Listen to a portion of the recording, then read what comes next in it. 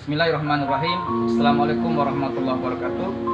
Semoga siswa dan siswi sekalian dalam keadaan sehat walafiat. Insyaallah pada pertemuan kali ini kita akan membahas masalah indahnya saling menghormati yang terkandung di dalam surat Al-Kafirun.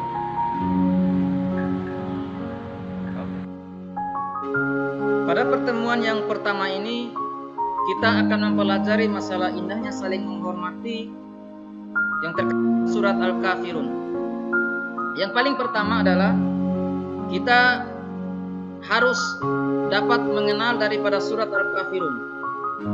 Yang kedua, kita harus berusaha untuk dapat membaca secara tartil daripada surat Al-Kafirun. Sedangkan yang ketiga, kita harus dapat menulis dan menghafalkan Quran surat Al-Kafirun. Sedangkan yang keempat, yang tidak kalah penting adalah kita harus dapat memahami kandungan daripada surat Al-Kafirun. Yang selanjutnya, dalam hal memahami indahnya saling menghormati, kita juga perlu dan penting untuk mengenal tempat beribadah agama-agama yang ada di Indonesia. Sebagaimana yang kita ketahui, hanya ada 5 agama yang diakui di Indonesia. Yang paling pertama mungkin adalah agama Islam. Agama Islam memiliki tempat beribadah yang bernama masjid. Sedangkan yang kedua ini adalah tempat beribadah agama-agama Kristen, Katolik, ataupun yang biasa kita kenal dengan nama gereja. Sedangkan yang ketiga adalah merupakan tempat beribadah orang-orang Cina ataupun agama Konghucu yang biasa kita kenal dengan nama Kelenteng. Sedangkan yang keempat, ini adalah merupakan tempat beribadah agama Hindu ataupun yang biasa kita kenal dengan Pura. Sedangkan yang kelima adalah merupakan tempat beribadah agama Buddha ataupun yang biasa kita kenal dengan nama wihara. Maka siswa dan siswi sekalian, perlu dan penting kita memahami dan mengenal tempat beribadah agama-agama yang ada di Indonesia. Yang selanjutnya, mari sekilas kita melakukan pengenalan terhadap surat Al-Kafirun. Surat Al-Kafirun adalah merupakan surat yang ke-109. Jumlah ayat surat Al-Kafirun sejumlah 6 ayat. Surat Al-Kafirun mengisyaratkan terkait tentang pupusnya harapan orang-orang kafir Quraisy Mekah di zaman itu terhadap dakwah Nabi Muhammad SAW.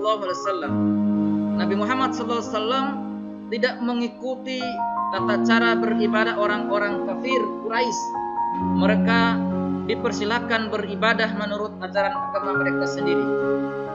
Surat Al-Kafirun tergolong surat Makkiyah karena diturunkan di kota Mekah sesudah surat Al-Ma'un. Dinamai surat Al-Kafirun ataupun orang-orang kafir diambil dari kata Al-Kafirun yang terdapat pada ayat pertama di surat ini.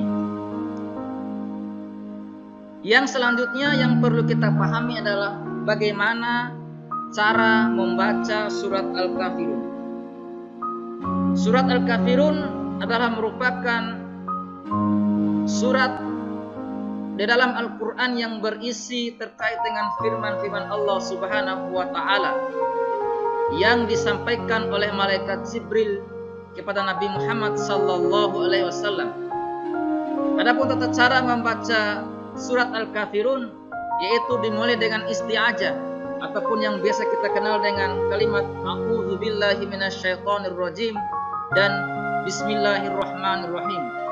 Kemudian kita cermati dan ikuti langkah-langkah cara belajar membaca surat Al-Kafirun. Adalah biasa kita kenal dengan kata fathah ataupun lebih populer dengan baris atas. Yang kedua ada istilah kasrah yang biasa kita kenal dengan baris bawah. Ada juga istilah domah yang biasa kita kenal dengan baris depan. Ada juga dengan kata tanwin, yaitu 2 baris atas, 2 baris bawah, dan 2 baris depan. Dan juga ada istilah tasdid ataupun yang biasa kita kenal dengan sabtu, Dan yang terakhir adalah terkait dengan kata sukun yang biasa kita kenal dengan tanda mati. Kan yang ini adalah merupakan contoh daripada Quran surat Al-Kafirun yang insya Allah yang akan kita pelajari dan akan kita baca dan kita usahakan untuk menghafal secara bersama. Demikian dan terima kasih.